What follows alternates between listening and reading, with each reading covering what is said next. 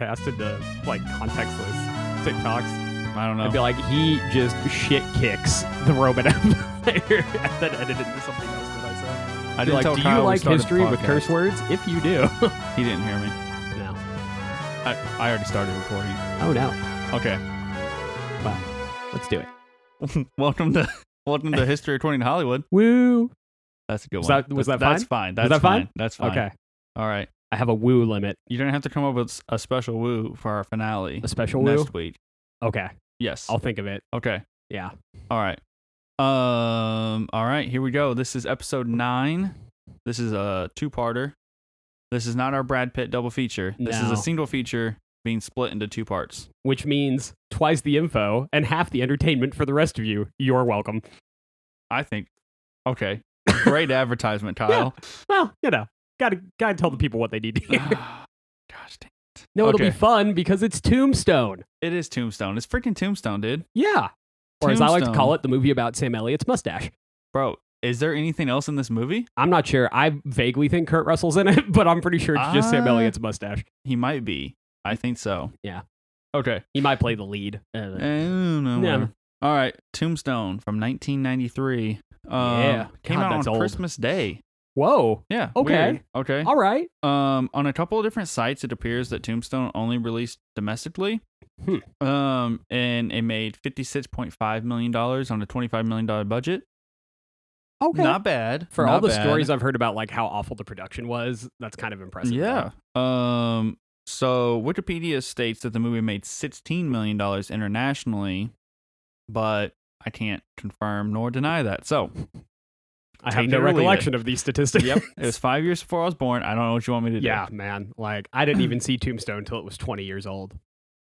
I watched Tombstone probably when it was. I watched Tombstone at a very young age. This Yeah. was one of the movies I grew up with. See, I think the first time I watched it, even though it's become one of my favorite movies, I was 14 or 15, and it was one of my dad's favorite Westerns, and it was on AMC or something like that.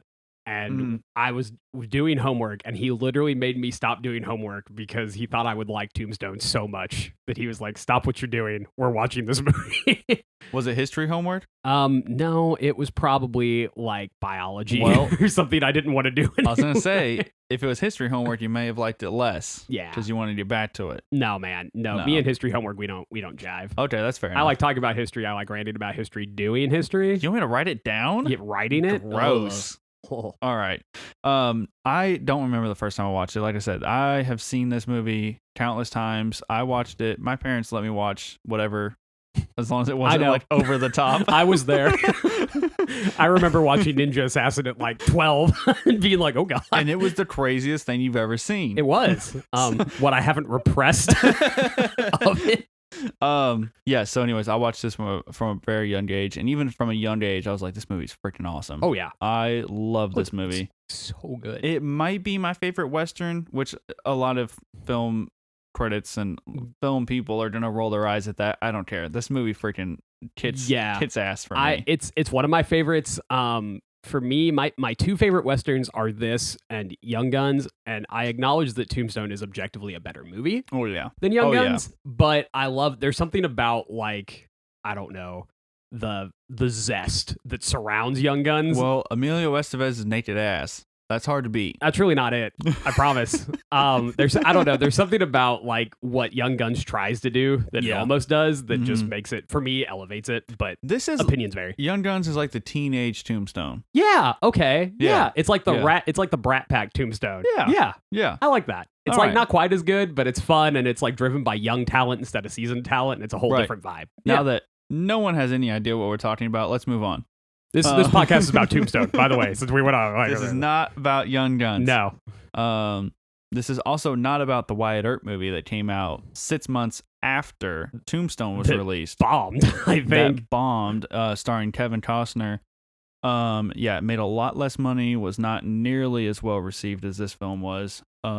Which is a shame because, it's more historically accurate, but I think that's part of the reason why it didn't do so well. It also had a 3-hour runtime. Yeah, Which, that's if you know anything about me, Man, You if it gotta runs earn over it. if it runs over an hour and a half, Dustin's tuning you out. Like, I'm not tuning you out, but you better, like I said, you have to deserve it. He needs a death toll. Like every 30 minutes, a certain amount of people have to die. No in the one's movie. died yet, and this Right. is ridiculous. I'm bored. Okay, Yeah. anyways.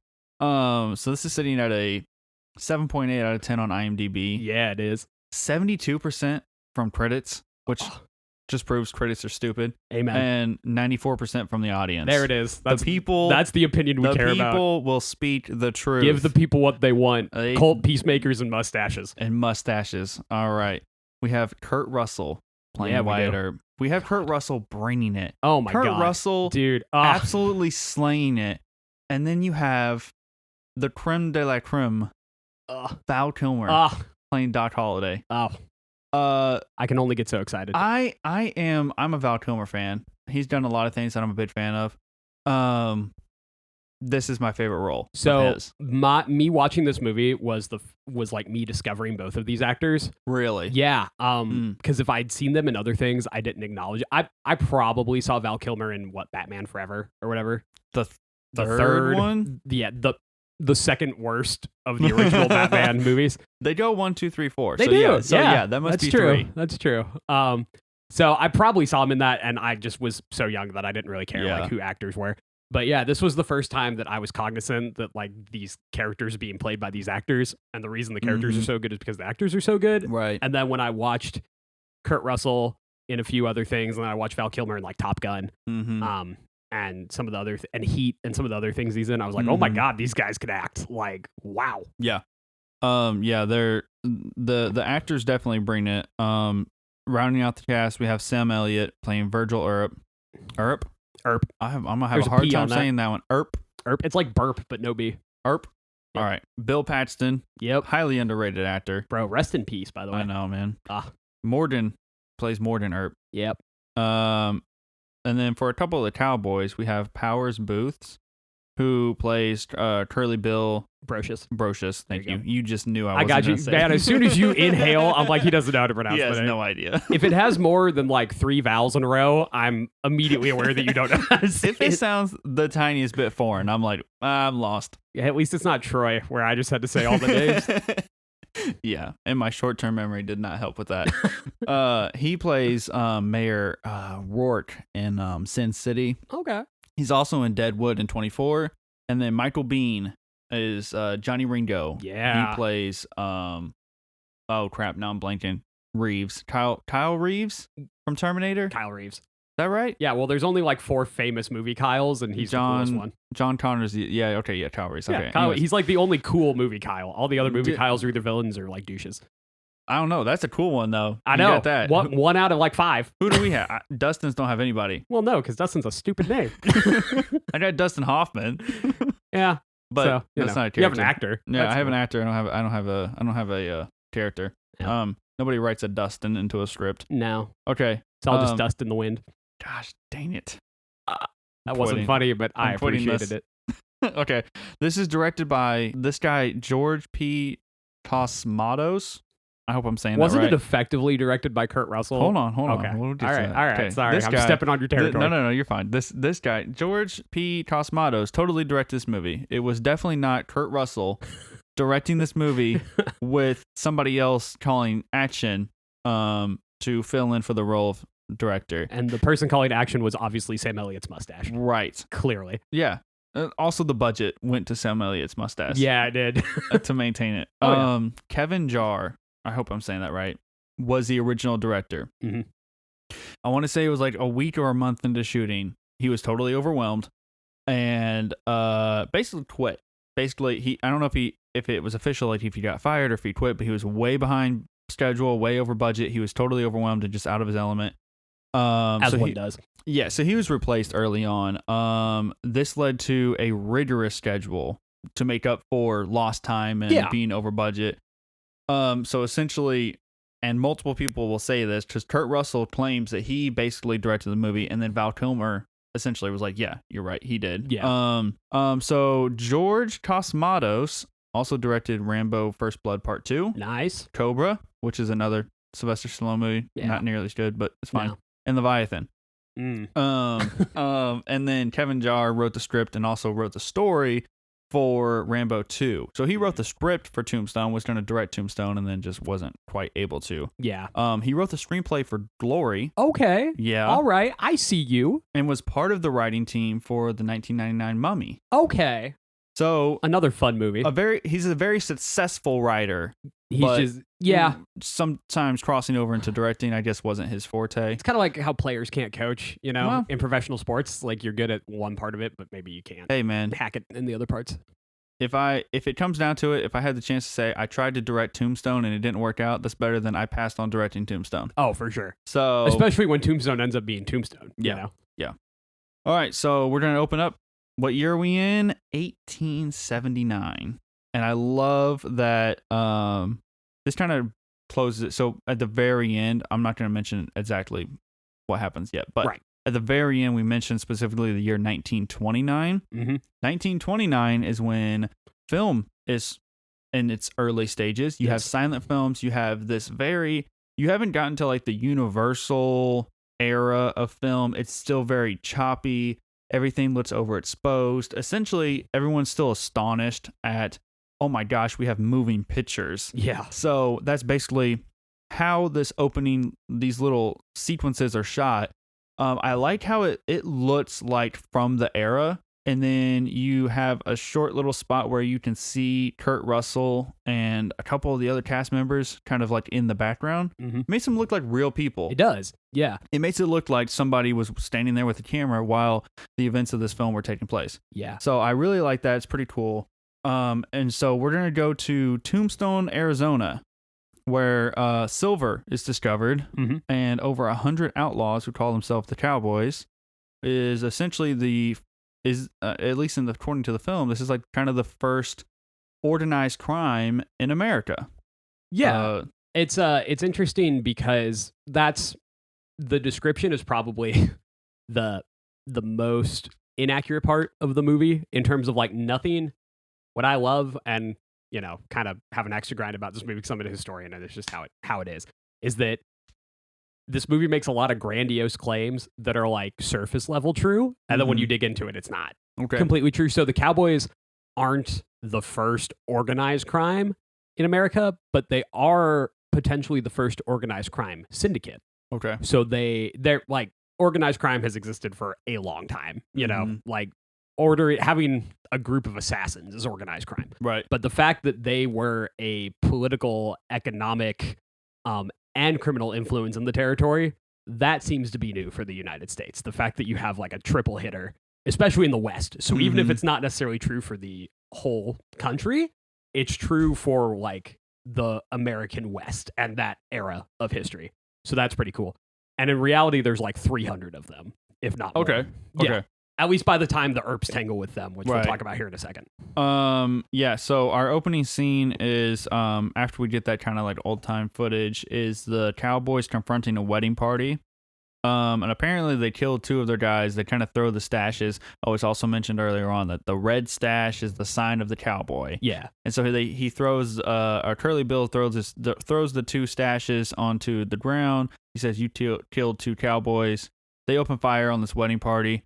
Johnny Ringo, one of the first impactful things that he does is he shoots a preacher. And then we're introduced to Wyatt Earp. One of the first things that he does is he slaps a man who's abusing a horse, which is not really, I don't want to say a trick, but it's a little thing that screenwriters can do to make you instantly gravitate towards a character. It's called like saving the cat. Yeah. So you do something that makes them like, I would identify with that. That's something that I would want to do, whether you do it or not. But anyways, so this guy's like slapping the horse, and he takes this like little leather straps and he's slapping him with it and slaps him back. He says, "It doesn't feel good, does it?" Oh yeah. So anyways, so the station that he pulls up to is in Tucson, Arizona.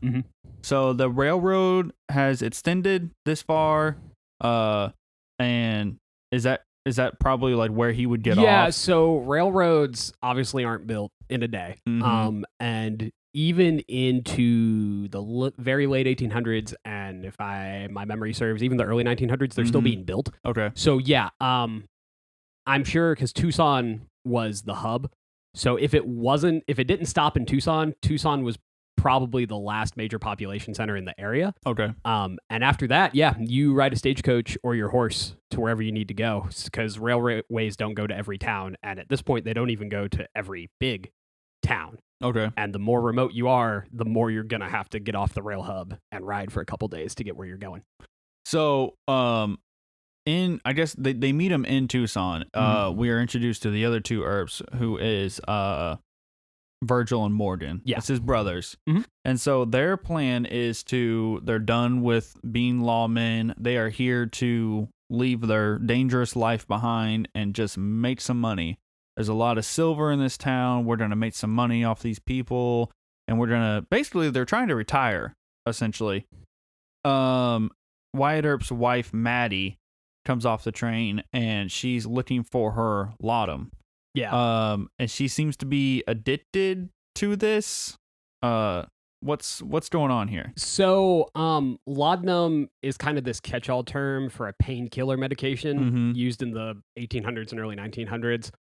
Depending on who sold it to you, depends on what was in it. But a lot of those medications then either had morphine-like medication in it, or they had addictive drugs. Gotcha. So cocaine was kind of the catch-all. It wasn't always cocaine, but things like that, opium. There's no FDA at this time, or if there is, it's in its infancy. Nobody is measuring the dosage of things yet, and so depending on who you buy it from, depends on how hopped up it is. And as we all know, like, it's really easy to get hooked on a drug, especially one that makes you feel good, and that happened to a lot of people. So that's a pretty. Not only is it good historical context, but that is actually also what was happening to Wyatt Earp's wife and or common law wife. I can't remember if they're formally married, but the woman that he lives with, that's happening to her in real life, too. This is kind of like a opioid crisis of the time. Yeah. Okay. For sure. And like I said, it wasn't an unknown thing, but people didn't have the knowledge of science that we have now, especially just day-to-day people. And so it was just this thing that you accepted, that you would get hooked on laudanum, and it just happened. That's it? Yeah. Okay. So the Earps arrive in Tombstone, and John Behan, the county sheriff? Yeah. He's a real person? Mm-hmm. Okay. So he shows up, and he's got his little fancy suit and hat on. Yeah. And he also says he mentions that he is the head of the anti-Chinese league, or at least he's on this lead. Love a little casual throwaway racism. Is that as bad as it sounds? Yeah.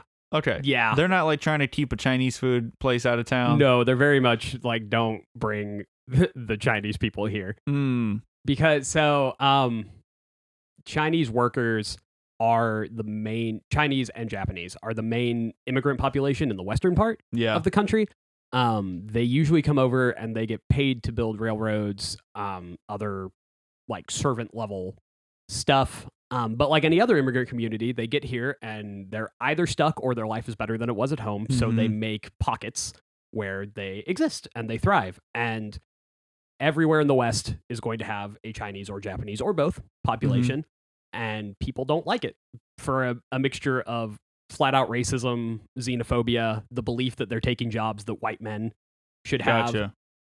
In reality, that was usually a little bit true because the bosses that own the railroads could pay a Chinese person less. Right. And from like pure capitalism, why would you not? If I have this massive labor force that will accept less money because they don't know any better, and the prevailing racial opinion is that they deserve less money, why wouldn't I hire them?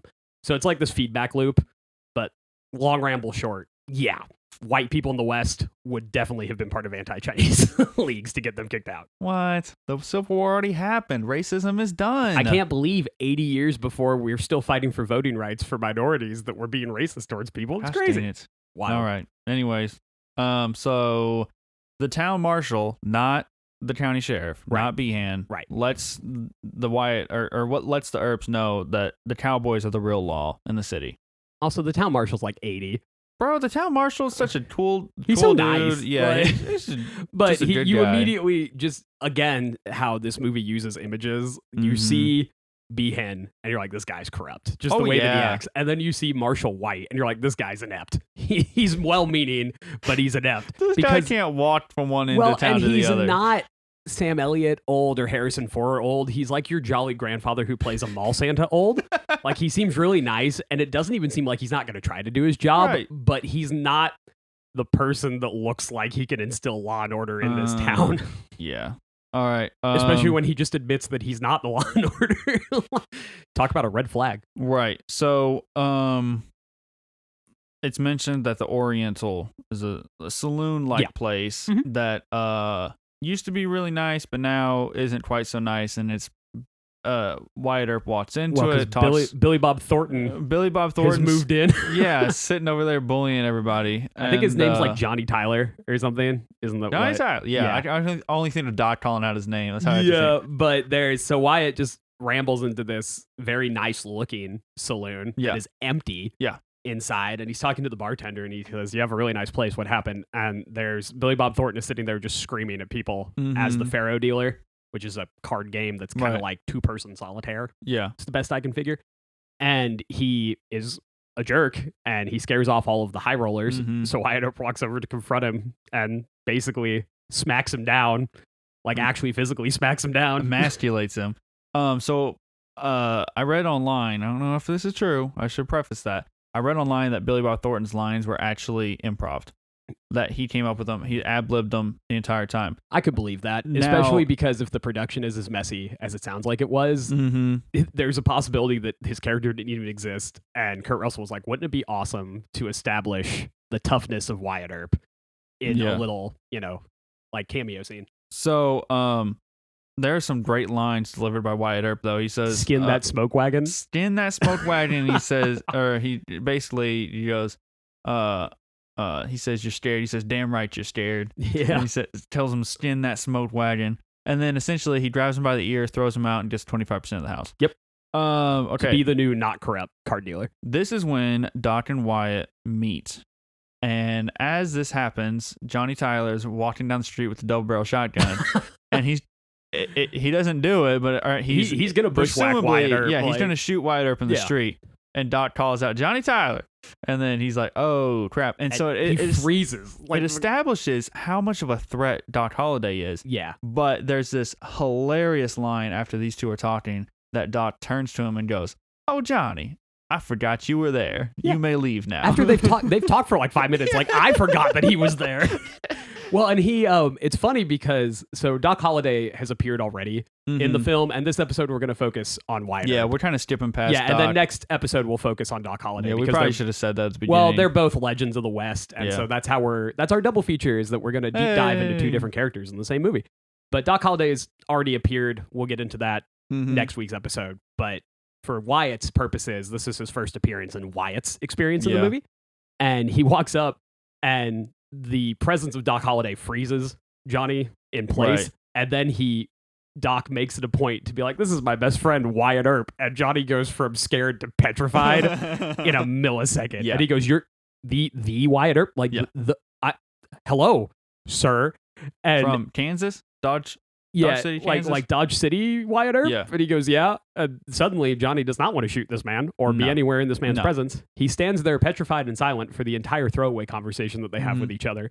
Doc dismisses him, and Wyatt, without looking at him, says, "You can leave that shotgun." And he does, and he thanks Wyatt. Says thank you. Presumably not for killing him. Right, because he'd easily. And then he runs away, and he's never seen again for the rest of the movie. All right, so during the same scene, Earp sets eyes on Josephine Marcus for the first time, played by Dana Delaney. I hope I'm saying that right. Yeah. I leaned over to my redhead fiance at this point while we were watching this movie, and I said, "Maybe why I like redheads." Wow. She's not redheaded. She's redheaded. She's brunette. She's definitely a redhead. I have to look this up All right now. We're just so help me this God. right now. Keep talking about the movie. As we looked it up, she's definitely redheaded. Okay. You're wrong. All right. So after the play, they return to the Oriental where Josephine walks in. Doc is berating Wyatt about his loyalty to his wife. And then after Wyatt turns her away, because she's kind of like, without saying anything, she's asking for a dance, and he just literally turns the shoulder. My brother in Christ. No. The proof is in the picture. She has red hair. Find a different picture. We have a witness today. My best friend Samuel is sitting. I need him to find a different picture. It doesn't look red in that one. It looks red in the other one. Just because it looks red doesn't mean it is red. My man. She just went, uh-huh. Okay. Does this or does this not just look like a sun-kissed brunette? Is it reddish? It's reddish. Samuel can't decide. Okay. She's out. She's a red brunette. She's a strawberry brunette. Fine. Brunette. You're wrong, but for the purpose of keeping this podcast like expedited, I will give ground. All right. Anyways, so Doc berates Wyatt about his loyalty, and then he says, "I stand corrected. You are an oak." And then the Cowboys come into the Oriental, and instantly tension, like the entire. You get this tension between the Cowboys and the Earps and Doc Holliday. Yeah. That's just, something's there. They're trying to be peaceful, except for one guy, Ike Clanton. Yeah. It's clearly the hierarchy is Curly Bill, Johnny Ringo. Ike Clanton may be third. He's not even, I wouldn't even consider him third, but my God, is this guy a nuisance? I really think it's so Billy Clanton is a smaller character, but he's a bigger presence, like personality. I think it's, in terms of like speaking with authority, I think Ike's younger brother, Billy, is higher on the totem pole. Ike is kind of like that mangy dog that you keep around because he barks real loud and he scares people off. But he's even looked down upon by the other Cowboys. It's funny you mentioned Billy Clanton. I didn't realize they were brothers. I didn't put that together for some reason. He's played by Thomas Hayden Church, and it was driving me nuts. I was like, I know this guy from something. He's Sandman from the Spider-Man movies. It's driving me crazy. And maybe it's just the physique of these two, but Billy Clanton is like this big, brawny, deep voice, speaks with authority person.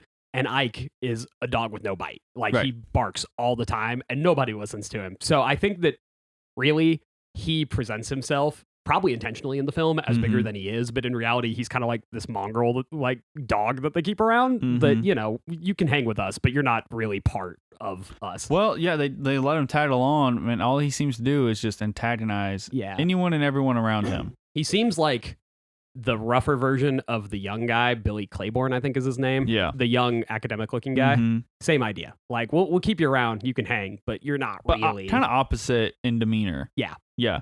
Okay, so the next day, Wyatt finds Josephine. Well, Josephine's essentially waiting for Wyatt as he's out riding. Got ambushed, brother. And happens to all of us. Josephine ambushes Wyatt in the middle of the surprisingly lush forests of Arizona.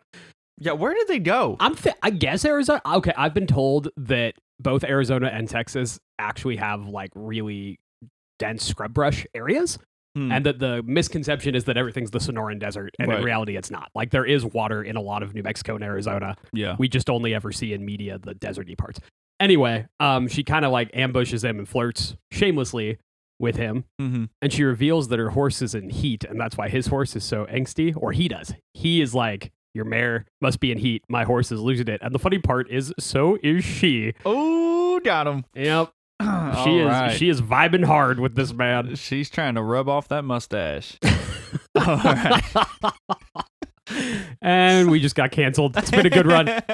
All right. Nothing happens, but they do. No one knew that racing horses could be so slightly erotic, and yet here we are watching Tombstone and being like, "Wow, there's a lot of pent up emotional energy in this horse race." Well, and also she kind of talks about how what she wants is room service, and she wants to travel the world, never stick in one place. And it's completely opposite of what Wyatt Earp's ever really envisioned himself doing. And then he goes home to his wife and he's like, what if we got room service? And she's like, what the hell are you talking about? And in her defense, she is high as a kite. So it's possible that if she wasn't, she might have been more receptive, but we'll never know. Okay. So we talked a little bit earlier about the anti-Chinese lead. Yeah.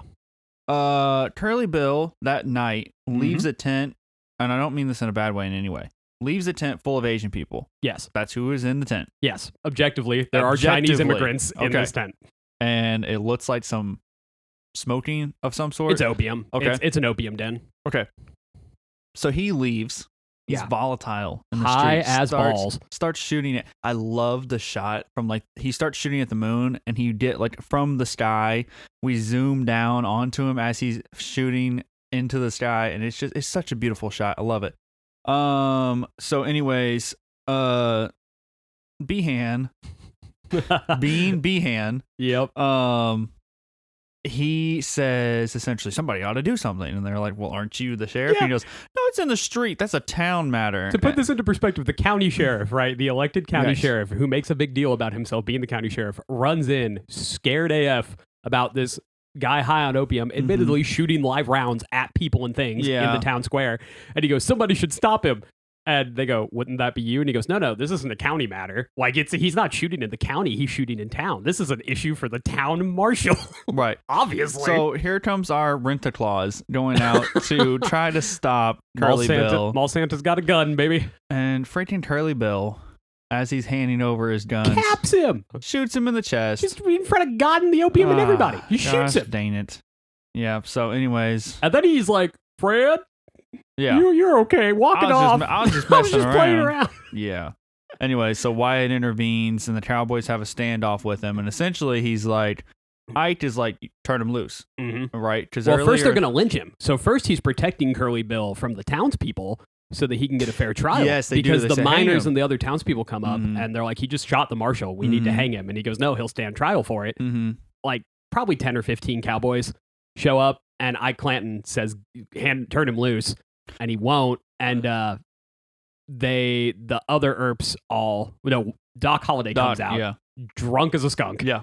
But he has both his guns drawn, and he tells Billy Clanton. Billy Clanton draws his Bowie knife, and he says, you won't shoot me. You're probably seeing double. And Doc says, well, I got 2 guns, one for each of you. But then he's drunk, but he spins his guns in opposite directions. And so Billy Clanton's like, I guess you can still shoot me then. So he steps off, and Wyatt Earp walks up to Ike Clanton and pulls his peacemaker full cock and says, your guys might get me in a rush, but not before I turn your head into a canoe. And they tell him he's bluffing, and Ike is looking him in the eye, and he goes, no, he's not bluffing. He's not bluffing. He'll kill me. And then Virgil and Morgan run out with shotguns, and they defuse the situation because nobody wants to face down a 12-gauge double-barrel shotgun at 50 feet. Right. And peace is restored briefly. Yeah. So the next day, Virgil's visibly disturbed by the lack of law in the town. The mayor asks them to be sheriffs or deputies. However, he's asking them to be lawmen again. Yeah. They decline. Without a word, Virgil changes his mind whenever the Cowboys start running through the town, and he saves this little girl or the small child from the horses running by. Yeah.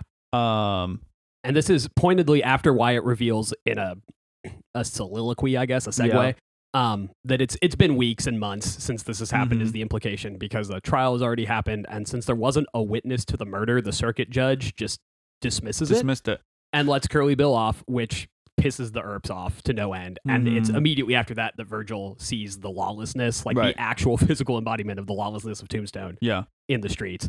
So is there any record saying, like, was Virgil the first one to become a lawman of this era? Yeah, so despite what the movie says, the Earps go to Tombstone willing to be lawmen, just not intending to be. Okay. But pretty quickly, especially after Marshall White is killed, Virgil steps up to the plate. And at the time, Wyatt Earp is known, but Virgil is the lawman. Like, people know who, in the area especially, people know who Virgil Earp is.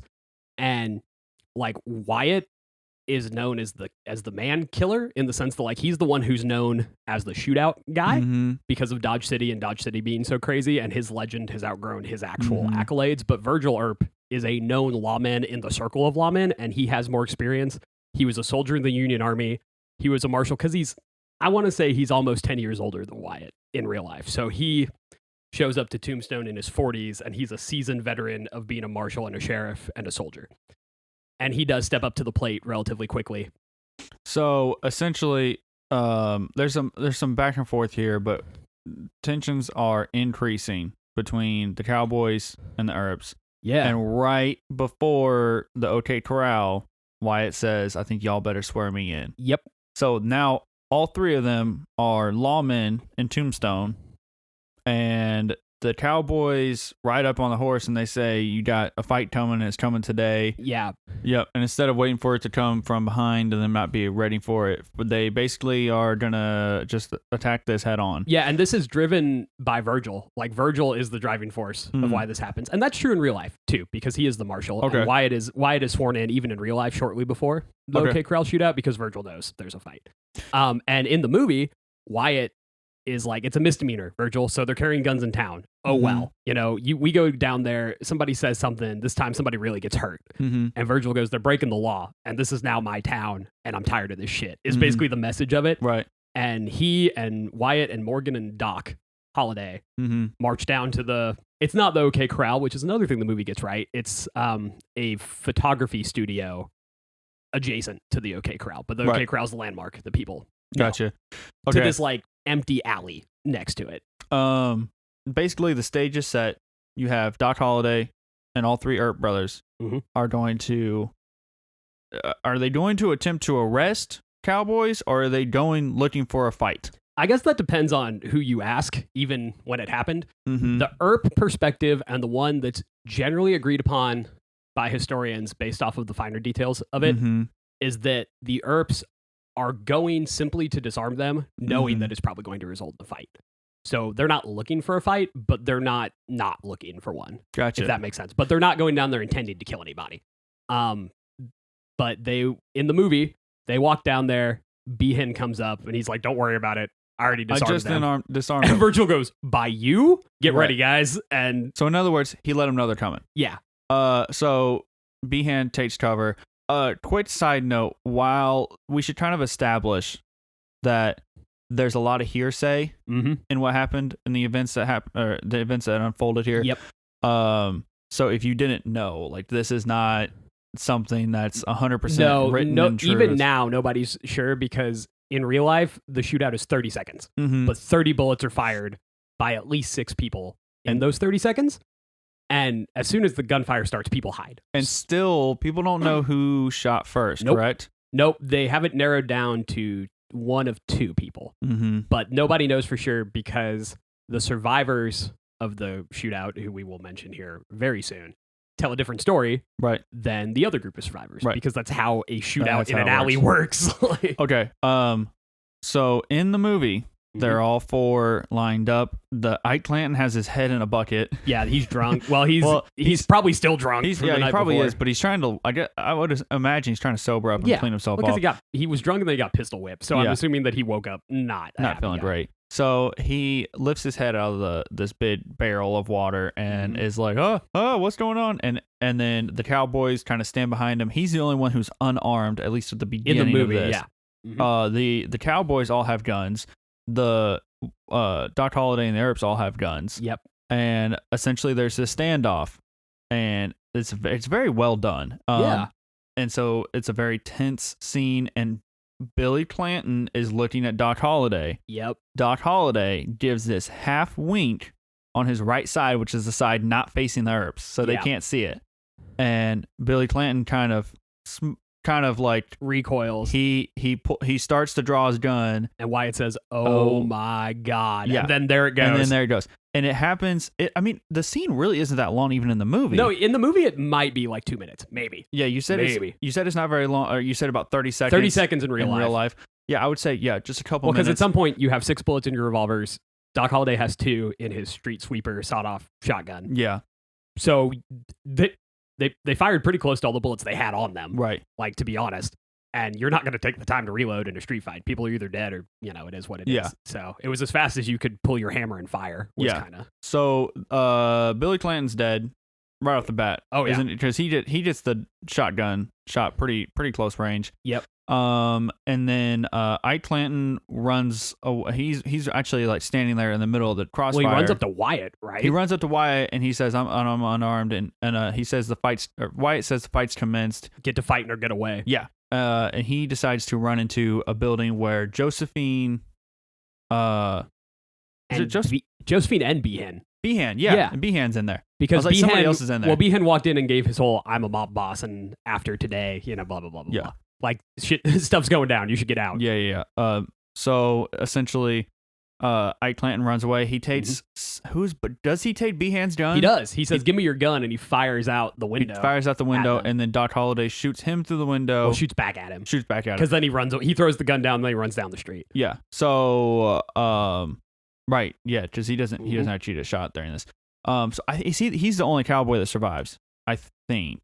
There is the other guy who gets on his horse and runs away before the shooting starts. So at the end of the day, it's versus. In the movie, it's 4 versus 3. Okay. Because there are 5 cowboys. Yeah. Ike's unarmed. That other guy who is unnamed in the movie, but he's one of the 2 people who survive. Historically, he's Billy Claiborne. Okay. He's not Billy Claiborne in the movie because Billy Claiborne's character in the movie is not who he actually is in real life. Gotcha. In the movie, it's some unnamed cowboy, and he runs. And the 3 cowboys who stand their ground all die. Okay, yeah. So essentially, all 3 cowboys are dead, and then Virgil gets shot in the leg. Yep. And Morgan gets shot in the arm. Something like that. Yeah. So they're both injured. Wyatt Earp is unscathed. Doc Holliday's unscathed. Mm-hmm. Ike Clanton runs away, and the other 3 cowboys are dead. 3 dead bodies. And then it's significant to Wyatt, A, because he's unscathed, but B, because Morgan Earp has killed what is implied to be his first man in the shootout. And he stands there uninjured and unfazed, at least visibly, while his 2 brothers are wounded on the ground, and these 3 dead bodies are just lying in the street. And Morgan later on, he says, "You're right. It wasn't like I thought it would be. I almost wish," and Wyatt cuts him off and says, "I know." Yep. And so it's implied that Morgan almost wishes he would have died. Yeah. And because the guilt of killing a man is so great on him. And like you said, 30 seconds. Yeah. And you got to think of the impact that this had. Mm-hmm. And we're still talking about it, all this time later. Well, it's one of the few times that like a Wild West shootout actually happens like the movies show, like 7 guys standing in lines, duking it out. It also goes to show how inaccurate most people then were and how inaccurate weapons were, because if 30 bullets were killed and you're standing that close to each other, you would assume everybody's dead. Right. But that's not the case. Not the case. And this is where we will wrap up the movie review of this podcast, because this is where the legend of Wyatt Earp is cemented in the movie. And it's also just a good dramatic pause, even in the movie itself. And then next episode, we will delve into Doc Holliday, and then we'll finish the movie, because it's where Wyatt and Doc's paths intercept the most. This is really where, I mean, it's implied, and he even stands by Wyatt during the standoff when he arrests Curly Bill, seduced Curly Bill. He stands next to him, but this is the first time that shots are fired with the 2 of them standing on the same side. And this is the part in the movie where this has gone from a fight to a war. Right. Like, blood has now been shed, and there's the implication that it's not over, especially because you're watching the movie, you're cognizant of not that much time has passed. Like, this is about halfway through the movie, and you think, wow, there's a whole hour of movie left. Oh my God. So that ends our Wyatt Earp Tombstone assessment. So now I'm going to give you a little fun fact about Wyatt Earp the man versus Wyatt Earp the Tombstone guy. Not Kurt Russell. So Wyatt Earp is in Tombstone at the same time as Virgil and Morgan. He is friends with Doc Holliday. Doc Holliday saved his life in Texas at one point, and they remain friends forever after that. And they are there to strike it rich mining silver. In real life, that doesn't pan out very well. So they go back to what they know, and all 3 of them have been lawmen. They all know what they're doing. They're actually also there in real life with their brother James, who is a saloon owner. Oh, interesting. Yeah, James and Virgil are the 2 oldest. James served in the Civil War with Virgil on the side of the Union. And an important thing to know about the Earps is that in the political economic machine that is Tombstone, Arizona, which is where actually a lot of the real life problems between the Earps and the Cowboys occur, the Earps are Northern Republicans who believe in government-backed economies.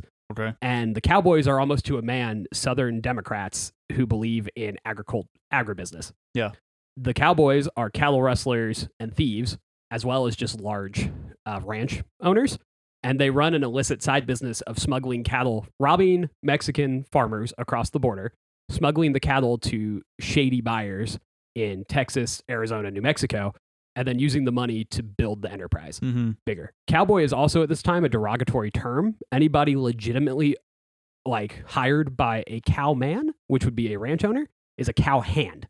Oh. So cowboy is a dirty word. Like it's not a curse word, but like you're insulting somebody if you call them a cowboy. Oh, which is part of the reason. Which is part of the reason the Cowboys took that name. They called themselves the Cochise County Cowboys. The what? The Cochise County. Cochise County Cowboys. Because that's the county that Tombstone is in, and that's where they're based. Okay, that makes sense. Yeah. Gotcha. And Wyatt arrives unknowingly into what is already a like hotbed of criminal activity and sticks his large northern nose into it very willingly. A key point about the real Earps is that they were not really good people from what we can tell. They weren't as bad of people as the Cowboys, but they were not above using their power as lawmen to back their own enterprises. Which I'm sure was norm back then. But just because it's the norm doesn't mean that people accepted it. Well, and so, yeah. And so really, like, the Earps and the Cowboys in the beginning is just the pot calling the kettle black. The Cowboys stole a couple of the Earps' horses, especially Wyatt's. The Earps used their political and, martial power to, like, break it off in the Cowboys' asses. This all slowly escalates over about a year and a half. The real murder of Fred Wyatt is not a murder because Wyatt Earp helped prove that Curly Bill did not intentionally kill Marshall Wyatt. Interesting. Yeah. Curly Bill's gun had a defect where it would fully fire from half cock, which is supposed to be a safe point on hammer fire weapons. You half cock it to get ready, but it's not supposed to be able to discharge if it goes off. And his could, which they displayed in court. So Wyatt is part of the defense that lets Curly Bill not be sent to prison for murder because it wasn't murder. It's proven. And Fred Wyatt in real life is shot in the groin, I believe, and lives 2 days after he is shot and insists to everybody that Curly Bill didn't do it on purpose. Curly Bill liked Marshall Wyatt. In real life, Marshall Wyatt is about the same age as Curly Bill. They're both in their 30s. The Marshall's a respected lawman. He keeps the peace pretty well in Tombstone, and the killing seems to be a complete accident. Okay. Just quick side note, and something that I was thinking about while you were saying this. The idea of lawmen in America at this point, was that still a fairly new concept? Yes and no. You're kind of in this hybrid area where things like the Texas Rangers and militia groups are being phased out, especially in the Western frontier, in favor of more organized county sheriffs, town marshals, federal agents. Bounty hunting is still very much employed by the U.S. Marshal Service because you need volunteers to help wrangle these guys who escape into unorganized territory, Native American lands, etc. And then you have this odd thing that's happening in the late 1800s where you have the rise of professional constabulary police forces in cities and the continued existence of very isolated, very outnumbered, very relatively powerless local marshals. Which kind of seems like what Tombstone is. Yeah, which is what Tombstone is happening. And that's the line between Behan and Fred Wyatt, though I don't think that ever happened that way in real life, would have been a thing that could have happened because if the county sheriff, especially if they're corrupt, is not going to tamper in town matters, and Marshall Wyatt can't do anything about it until they cross the town boundary of Tombstone. So in real life, he's kind of besieged by cowboys. He keeps Tombstone relatively clean in the scope of there's 300 armed criminals everywhere. And he does his best, but he can only control the town. But what are you going to do? Exactly. And Behan is corrupt. Like, Behan is played very well. He is in league with the Cowboys. He does get political power by helping them. And there's multiple altercations between the Earps and the Cowboys, and neither will back down. And it does eventually, come to a head when Virgil, who again, despite common legend, Virgil is the driving force of what happens in Tombstone, Arizona. Virgil puts the hammer down of the law. Virgil is the older, stronger-willed brother. Virgil is the one who makes the town ordinance. He deputizes his brothers. He begrudgingly allows Doc Holliday to help them. He makes the decision to walk down past the OK Corral to confront the Cowboys, and that is where things go screwy. And the final thing I will comment, because this movie is amazing and deep, and I could ramble for hours about the historical accuracy and inaccuracy. The gunfight at the OK Corral, because it's fascinating and terrifying. It's 30 seconds long. In 30 seconds, 3 people die. 3 people are wounded. This is where the real-life legend of Wyatt Earp comes into effect. Wyatt Earp maybe has killed 3 people before Tombstone, Arizona. Maybe. Only one that we know of. But he's been the marshal of Dodge City, Kansas. Which is this massive cowtown mecca. And he hasn't killed very many people, but he has been involved in a lot of brawls, arrests, shootouts. And his force of personality is usually what sees him through, and then eventually his legend. Mm-hmm. He is unscathed in the OK Corral shootout, but he's the only person who stands and fights who is. In real life, Doc Holliday, Virgil Earp, Morgan Earp are wounded. And so Doc did get wounded. Yeah, in real life. Okay. And then Billy Clanton, Tom McClowry, and Frank McClowry all get killed. Okay. The 3 Cowboys. And then were you done with the OK Corral? Or do you have more? I just have one more thing. The conflicting accounts is important only because people of the town take sides. And we'll talk about this more in the second podcast. But nobody knows who fired the first shot. It's either Doc Holliday, like it is in the movie, or it is, let me double check the name, Frank McClowry, I believe, is the idea. And Tom McClowry, it turns out, was unarmed.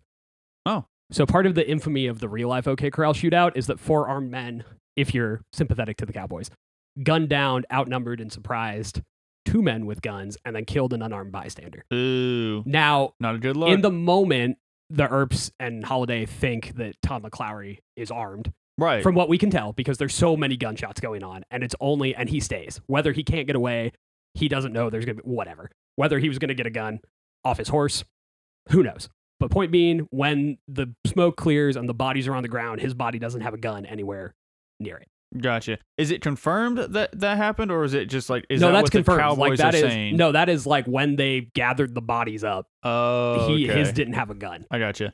Last thing, Behan. Mm-hmm. Did he try to arrest them he afterwards? Did. So in real life, this is the myth of the West versus the reality of the West. Lawmen were held accountable often. Right. So there was not a mass shooting. There was a very public, like multiple casualty shooting in town, conducted for all intents and purposes by your marshal force. Yeah. The county sheriff, corrupt though he may be, has the right to detain them until the facts are found. So I think they're in jail in Tombstone for about a month, give or take. And finally, it's he said, she said, and the judge is basically like, look, on the one hand, I have these well-regarded lawmen telling me this story and their allies. On the other hand, I have these cow wrestling thugs that are telling me this other story. I'm not going to make a decision. It was a lawful shootout. Final fun fact I'm going to throw out is that the movie portrays them as knowing there's going to be a shootout. Yeah. In real life, they didn't know that Behan hadn't disarmed them. They trusted him to disarm them because he's not... Never trust Behan. Well, he's not as openly corrupt in real life as he is in the movie. Like Behan's a bitch. Behan is a bitch. In real life, he's more opportunistic than he is just blatantly corrupt. Right. To be fair to the memory of the real Behan. Yeah. So he goes and tells them in the movie, we should say in the movie, Behan's a bitch. Yeah. The Earps claim that he walked up to Virgil and said, "I've disarmed them." After the shootout, Behan claims, "I went down there intending to disarm them," and then he just leaves. So opinions vary over whether he's trying to get the Earps ambushed. All right. But Virgil puts his gun in his coat pocket. Wyatt leaves his in his holster, and Doc Holliday has a shotgun hidden under his trench coat that he's wearing. But the important part of that is that the Earps don't think there's going to be a shootout. Like in real life, they walk down there like, oh, okay, we're going to, arrest or reprimand these drunken guys, and it's all going to be fine. And then they walk into hell on earth. Okay.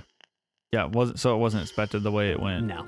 All right, well, tune in next week for part 2. We're going to talk about Doc Holliday. We're going to finish up this 1993 Western, Tombstone. Sweet. See you next week. See ya.